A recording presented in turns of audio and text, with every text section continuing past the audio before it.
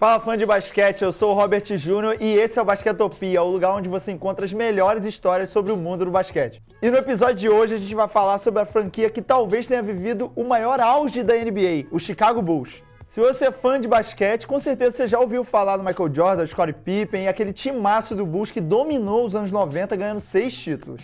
Mas depois desse 6º título, tudo mudou. As estrelas saíram pela porta dos fundos, deu tudo errado e eles vivem 25 anos de fracasso, basicamente. Então nesse episódio a gente vai entender como que o Chicago Bulls caiu tanto depois da era Jordan. Desde lesões, escolhas erradas de draft, burrices da direção, tudo que acaba explicando o porquê de tanto fracasso. Mas antes disso, não esquece de deixar o like, se inscrever no canal e ativar o sininho para você não perder essa e as próximas histórias que a gente vai estar contando aqui no canal do Esportudo. Tem muito conteúdo brabo aqui, inclusive a gente já contou a história do Dennis Rodman tirando férias no meio da temporada, outra história sobre o Michael Jordan tendo problemas ali dentro do Bulls e mais um monte de história que a gente conta sobre vários esportes aqui no canal.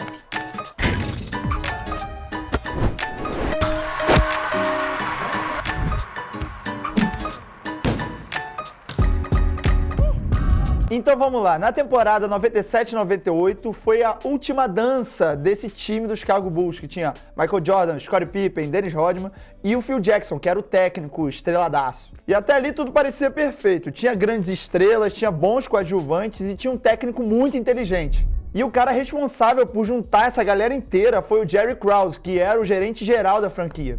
Mas a relação do Jerry Krause com as pessoas na franquia era muito complicada. Inclusive falam que os problemas pessoais dele fizeram com que a dinastia do Bulls acabasse. Isso porque o gerente geral da franquia já tinha decidido que a temporada 97-98 seria a última do Phil Jackson como técnico. A real é que o Phil Jackson e o Jerry Krause já não se falavam há muito tempo e o diretor sempre que tinha oportunidade deixava claro que ele ia trocar o técnico. Para vocês terem noção como essa relação estava azedada, o Jerry Krause convidou todos os assistentes técnicos para o casamento da enteada dele, menos o Phil Jackson. Além disso, ele convidou o grande candidato a substituir o Phil Jackson, o Tim Floyd. Olha isso, mano. E com esse clima gostoso no ar, uma semana depois do título do Bulls, o Phil Jackson deu tchau pro Bulls. E ainda tinha um problema maior, que era a situação do Michael Jordan. Ele também não tinha uma boa relação com o Jerry Krause, e ninguém tinha, essa é a verdade.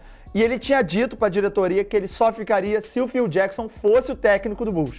E mesmo com o título de 98, a torcida de Chicago não teve muito tempo para comemorar, porque veio a notícia que ninguém queria receber, a aposentadoria do Michael Jordan. Essa era a segunda e ia ser definitiva a passagem dele pelo Chicago Bulls.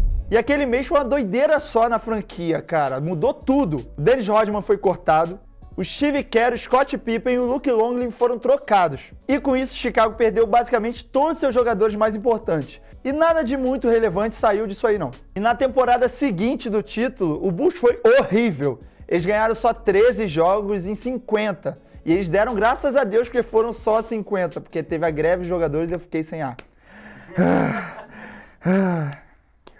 E depois dessa temporada tenebrosa, eles conseguiram a primeira escolha do draft de 99. Eles usaram essa escolha para pegar o pivô Elton Brand e também o Ron Artest, aquele mesmo, o Metal World Peace. E para completar essa reformulação da equipe, o Jerry Krause pensou que tinha que abrir mais espaço e focar 100% em jogadores jovens. E com isso ele acabou se livrando do Ron Harper e Tony Kukoc, que eram remanescentes do último título.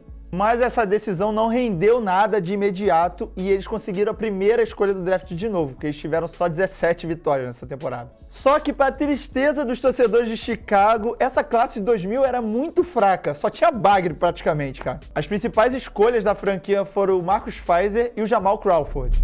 Os dois não tiveram muito sucesso por lá não, o Crawford até que teve um destaque, mas depois de 4 anos ele saiu da franquia e virou um dos maiores reservas da história da NBA. E o Fizer sofreu com muita lesão e jogou só 6 temporadas na liga. E esse sofrimento do torcedor de Chicago parecia que não tinha fim, porque as 3 temporadas depois do three-peat, o Bulls conseguiu só 45 vitórias somadas. E tem time que consegue isso em uma temporada só. E o Jerry Krause sentiu a pressão e começou a se movimentar. Ele trocou o Elton Brand pela segunda escolha do draft e pegou Tyson Chandler, que era um pivô muito promissor na época. E mesmo com um elenco muito jovem, o Bulls não parava de apostar só em jogador novo, Mas durante a temporada 2001 e 2002, o time continuava terrível e aí eles pensaram em apostar em um veterano finalmente, o Jalen Rose. Ele era um bom ala armador, ele vinha de boas temporadas e ele jogou bem pela franquia até. Mas na época, esse negócio foi meio contraditório, porque ele já estava próximo dos 30 anos de idade. E além disso, Jerry Krause envolveu o Brad Miller e o Ron Artest na troca pro Indiana Pacers, e os dois foram All-Star lá. Então sobrou pro Jalen Rose ser o nome principal da equipe, e olha que teve uma evolução, mano. Nas 2 temporadas seguintes, o Bulls teve 21 e 30 vitórias, e parecia que eles estavam trilhando um bom caminho, pensando num novo jogador, o Jay Williams. Mas a zica do Bulls parecia que não ia acabar nunca, porque na off-season de 2003, o Jay Williams sofreu um acidente de moto, e a carreira dele acabou 1 ano depois.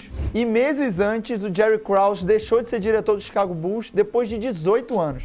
O controverso diretor foi trocado pelo John Paxson, ex-jogador do Bulls, e ganhou 3 títulos pela franquia. E já de cara o Paxson quis desfazer tudo que o Jerry Krause estava fazendo.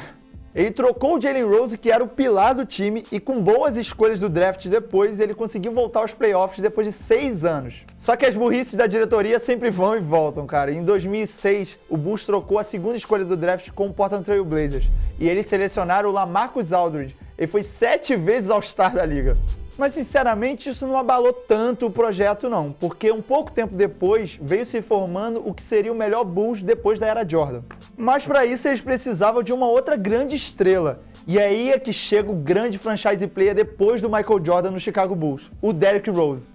Ele nasceu em Chicago, ele torcia para a franquia desde pequeno e ele foi selecionado na primeira escolha do draft de 2008. Parecia perfeito. E a partir da temporada 2010-2011, o Bulls embalou de vez. A franquia trouxe o técnico Tom Thibodeau e montou um dos melhores times da liga. O time era simplesmente Joaquim Noah, Carlos Boozer, Luol Deng e, óbvio, o Derrick Rose no auge. É sério, o Derrick Rose fez uma das temporadas individuais mais absurdas da história. E ele ganhou o MVP de temporada regular com 22 anos. Foi o MVP mais novo de todos os tempos.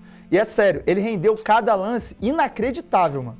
E tudo isso na melhor temporada do Bulls depois da era Jordan. Eles venceram 62 jogos e foram o primeiro colocado do leste. E chegaram até a final de conferência. Só que eles bateram de frente com o Miami Heat do LeBron e tomaram um 4-1 sem pena. Mas mesmo assim, o futuro da franquia era bastante empolgante. Eles tinham uma superestrela, um bom técnico, um bom time.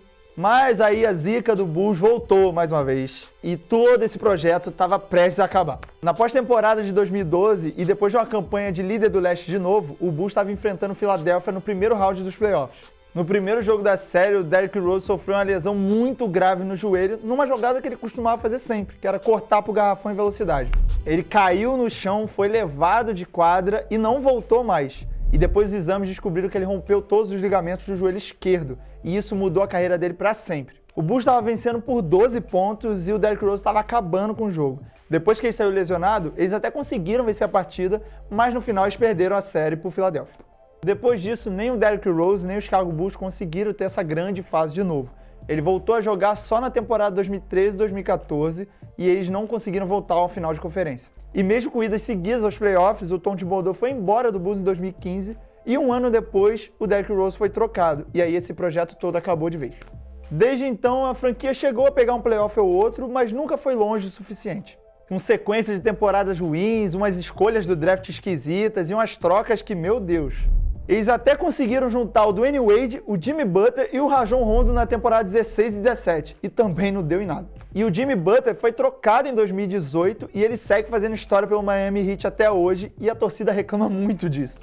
Mas nos últimos anos eles até criaram uma pequena esperança de novo, porque eles conseguiram montar um time com 3 All-Stars, Zach LaVine, DeMar DeRozan e Nikola Vucevic, e 2 bons coadjuvantes, o Caruso Show e o Lonzo Ball. Esse é um bom time, não é? É, mas as lesões atrapalharam de novo o Bulls. Na temporada 21-22, o Lonzo Ball se machucou e ele jogou só 35 partidas. E no momento que a gente está gravando, já é confirmado que ele não joga a próxima temporada. Eles até chegaram nos playoffs, mas caíram na primeira rodada. E na última temporada, não teve esse hype todo e eles nem chegaram aí para os playoffs. Inclusive, a temporada deles foi negativa. O Chicago Bulls foi 12 vezes para os playoffs nos últimos 25 anos, e nenhuma dessas vezes pareceu que eles iam repetir o que Jordan e Pippen fizeram. Então eu quero saber de vocês, o que o Bulls errou de verdade, o principal erro durante esse tempo? E vocês acham que eles voltam a competir como eles eram nos anos 90? Bota aqui nos comentários. A resposta é não. Não. E se você quiser acompanhar o Bulls mais de perto, segue o Camisa 23, porque a gente cobre toda a temporada da NBA por lá. E não esquece de deixar o like, se inscrever no canal e ativar o sininho aqui no canal do Esportudo para você não perder nada do que a gente fala no Basquetopia e sobre todos os outros esportes. Valeu, rapaziada. Até a próxima.